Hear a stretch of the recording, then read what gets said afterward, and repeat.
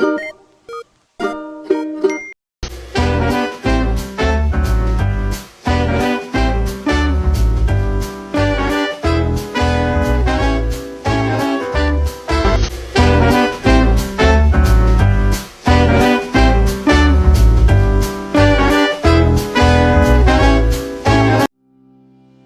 sejahtera bagi kita semua. Assalamualaikum warahmatullahi wabarakatuh. Shalom, Om Swastiastu, Namo Buddhaya, Salam Kebajikan, Rahayu. Pertama sekali, marilah kita panjatkan puji syukur atas kehadirat Tuhan Yang Maha Esa. Kami telah selesai menyelesaikan tugas kami yang berjudul Konsep Pembelajaran dan Teori Belajar Anak Usia Dini. Pembahasan yang akan kami angkat di sini yaitu mengenai teori belajar behavioristik dan teori kognitif Jean Piaget. Terlebih dahulu kami mengucapkan terima kasih kepada dosen pengampuh kami pada mata kuliah pembelajaran kreatif yaitu Ibu Kamtini SPD MPD, Ibu Dwi Maya Novitri M Hum, dan Pak Atta Mahendra Diputra SPD MPD. Kami kelompok 3 terdiri dari saya sendiri Leonidame Butar-Butar, teman saya Heni Anastasia Siombing, dan Desna Indriani Boru Sembiring. Baiklah, kami akan memulai materi kami. Baiklah, seperti judul besarnya itu adalah konsep pembelajaran dan belajar anak usia dini meliputi teori behavioristik dan kognitif, maka bahan kajian yang kami ambil yaitu 1. Teori behavioristik, 2. Tokoh-tokoh teori belajar behavioristik, 3. Penerapan teori belajar behavioristik, 4. Kelebihan dan kekurangan teori behavioristik, 5. Teori perkembangan kognitif Jean Piaget, 6. Tahapan teori Piaget dalam perkembangan kognitif anak, 7. Langkah-langkah pembelajaran menurut Piaget. Seperti tadi 1 yaitu teori behavioristik. Menurut teori behavioristik, belajar adalah perubahan tingkah laku sebagai akibat adanya interaksi antara stimulus dan respon. Dengan kata lain, belajar merupakan suatu bentuk yang dialami siswa dalam hal kemampuannya untuk bertingkah laku dengan cara yang baru sebagai hasil interaksi antara stimulus dan respon. Tokoh-tokoh belajar behavioristik. Tokoh-tokoh yang mengartikan arti dari belajar behavioristik diantara lain yaitu adalah 1. Edward Lee Thorndike.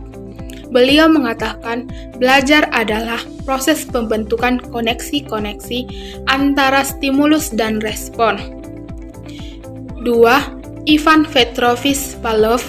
Beliau mengatakan belajar adalah kemampuan merespons stimulus baru berdasarkan pengalaman yang diperoleh atau dapat dikatakan dengan adanya pengkondisian lingkungan. Tokoh berikutnya yaitu adalah Bruce Frederick Skinner. Beliau mengatakan belajar merupakan hubungan antara stimulus dengan respon yang ditunjukkan individu atau subjek terjadi melalui interaksi dengan lingkungan atau dapat dikatakan dengan diberikan penguatan. Tokoh selanjutnya adalah Robert Gardner. Beliau mengatakan pembelajaran adalah periode terjadinya penerimaan informasi yang kemudian diolah dan dihasilkan output dalam bentuk hasil belajar. Tokoh kemudian selanjutnya yaitu adalah Albert Bandura. Beliau mengatakan belajar merupakan kemampuan yang didapat dari seseorang yang timbul dari perilaku individu melalui proses modeling atau tindakan peniruan. Tadi sudah dituturkan bahwa beberapa teori dari beberapa ahli, maka kami menyimpulkan bahwa seseorang anak dapat dikatakan belajar menurut teori behavioristik adalah kelompok anak yang akan belajar bila mendapatkan stimulus. Seseorang anak yang belajar ditandai dengan munculnya respon.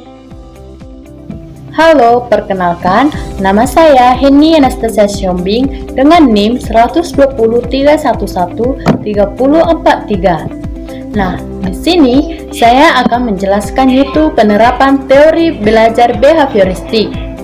Contoh penerapan teori behavioristik yaitu salah satunya adanya sistem poin sistem poin ketika siswa melakukan kesalahan ataupun pelanggaran terhadap aturan-aturan di sekolah. Peneliti Saputro 2015 menjelaskan bahwa penerapan teori belajar behavioristik dapat mengurangi siswa mengoperasikan handphone saat jam pelajaran berlangsung. Teori behavioristik adalah teori belajar yang umum dilakukan atau digunakan di Indonesia. Hal ini bisa kita lihat dari beberapa contoh berikut. Yang pertama yaitu guru menyusun materi bahan ajar secara lengkap, mulai materi sederhana sampai dengan materi secara kompleks. Yang kedua yaitu selama mengajar, guru lebih banyak memberikan contoh berupa instruksi, yaitu seperti instruksi untuk menulis atau melihat papan tulis saat guru menjelaskan. Yang ketiga yaitu jika guru menjumpai adanya kesalahan baik pada materi maupun peserta didik, maka akan segera diperbaiki. Yang keempat yaitu guru lebih aktif memberikan latihan agar terbentuk kebiasaan yang diinginkan, yaitu kebiasaan-kebiasaan yang baik saat pembelajaran dimulai. Nah, yang kelima yaitu guru memberikan evaluasi berdasarkan perilaku yang terlihat saat pembelajaran berlangsung di kelas. Nah, yang terakhir yaitu guru harus mampu memberikan penguatan atau reinforcement baik dari sisi positif maupun sisi negatif. Baiklah, demikianlah penerapan teori belajar behavioristik. Nah, di sini saya akan menjelaskan lagi yaitu kelebihan dan kekurangan dari teori behavioristik. Yang pertama yaitu kita membahas mengenai kelebihan. Kelebihan yang pertama yaitu peserta didik dibiasakan untuk latihan dan praktik yang di dalamnya memuat unsur kecepatan, sportivitas, kelenturan, refleks, dan daya tahan.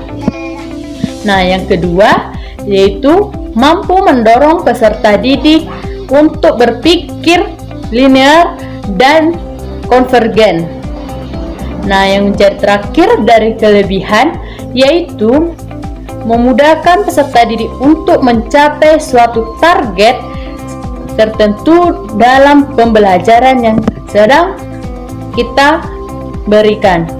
Nah, yang menjadi kekurangan dari teori belajar behavioristik yaitu yang pertama membatasi kreativitas, produktif, dan imajinasi peserta didik. Yang kedua yaitu pembelajaran hanya berpusat pada guru dan membuat peserta didik terasa atau terkesan pasif saja. Nah, yang kedua yaitu berpotensi menimbulkan hukuman verbal dan fisik, seperti memberikan hukuman peserta didik yang melanggar aturan atau bahkan menjewer peserta didik. Hukuman semacam itu justru bisa berakhir buruk pada peserta didik atau perilaku peserta didik di kemudian harinya. Yang terakhir yaitu timbulnya kesulitan untuk menjelaskan kondisi belajar yang kompleks karena hanya berpacuan atau beracuan pada stimulus dan respons saja. Nah, materi yang selanjutnya yaitu teori perkembangan kognitif Jean Piaget. Teori Piaget menunjukkan bahwa kecerdasan berubah seiring dengan pertumbuhan anak. Perkembangan kognitif seorang anak bukan hanya tentang memperoleh pengetahuan anak. Anak juga harus mengembangkan atau membangun mental.